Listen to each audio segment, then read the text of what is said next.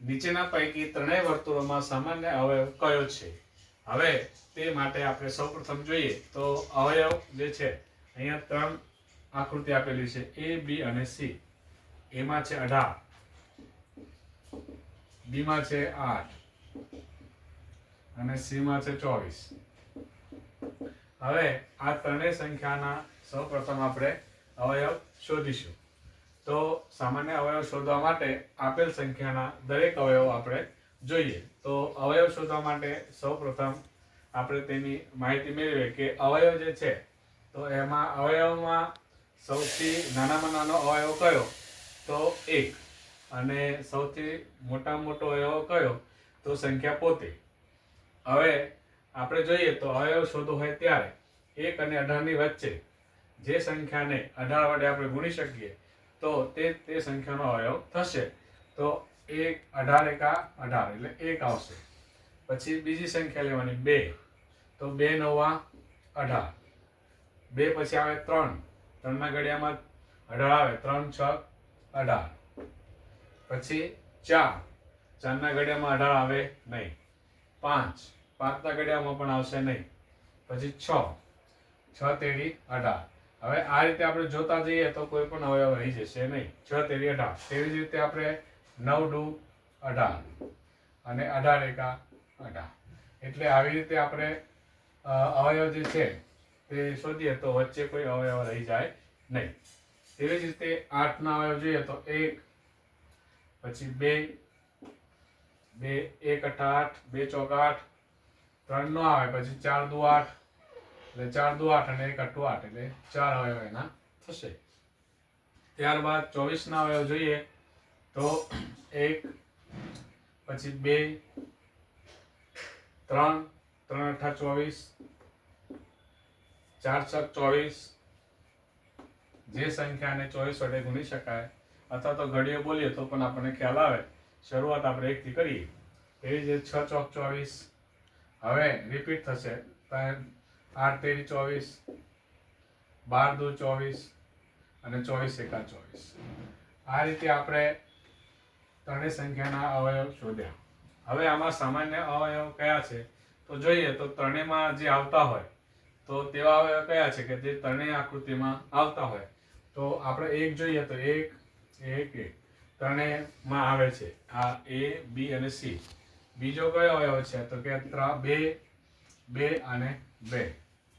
તે સિવાય કોઈ અવયવ આવતો નથી કારણ કે અહીંયા 3 છે પણ અહીંયા 3 નથી.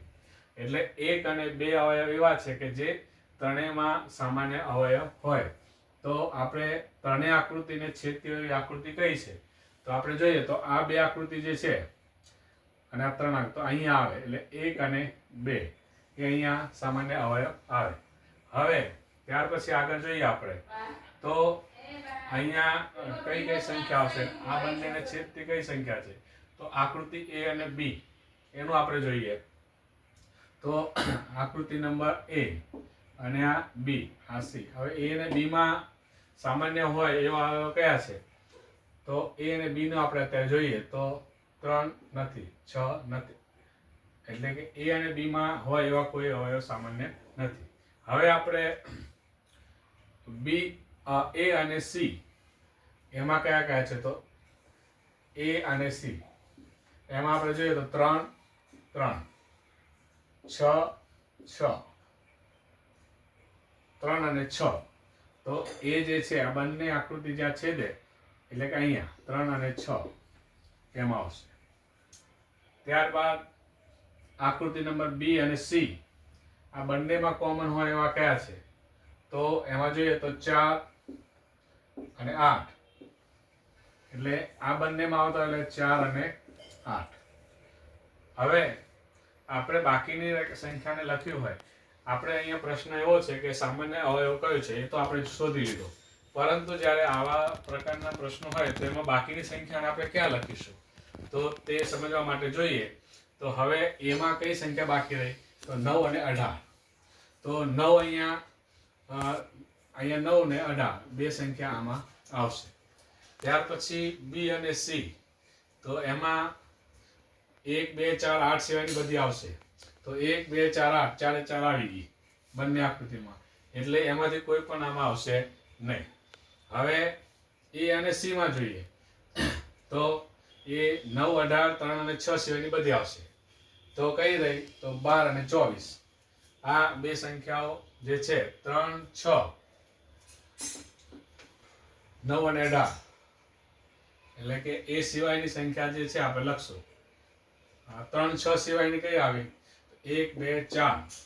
હવે 1, 2 અહીંયા આવી ગઈ, 4 અહીંયા આવી ગયા, 8 પણ અહીંયા આવી ગયા.